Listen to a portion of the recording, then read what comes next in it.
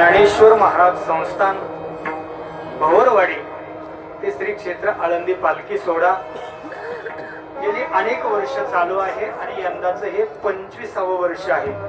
रौप्य महोत्सवी वर्ष आहे आणि या दिंडी सोहळ्याच्या चालक या ज्ञानेश्वर महाराज संस्थानच्या संस्थापक अध्यक्ष हरिभक्तीपरायण महाराष्ट्रातील सुप्रसिद्ध कीर्तनकार भागवताचार्य आदरणीय कांताबाई महाराज सोनटक्के यांच्या अध्यक्षतेखाली मार्गदर्शनाने हा दिंडी सोहळा आणि श्री संत ज्ञानेश्वर महाराज संस्थानचा सर्व कारभार चालतो आहे आणि गेली 24 वर्ष झालेले आहे आणि यंदाचं हे 25वे वर्ष आहे पूर्ण होत आहे.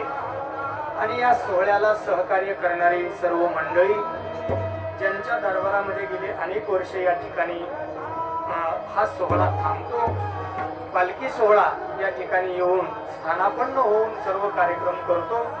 मला वाटतं आपले काही कुराडे मंडळी या जागेमध्ये ज्यांची ही जागा आहे ते सर्व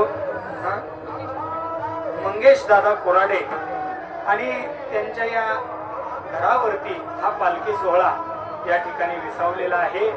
आणि आज जसं पंढरपूरची पाठीमागची कार्तिकी वारी झाली ती पंढरपूरची वारी झाली, कार्तिक शुद्धी आणि कार्तिक वद्य आहे ती आळंदीची वारी आहे.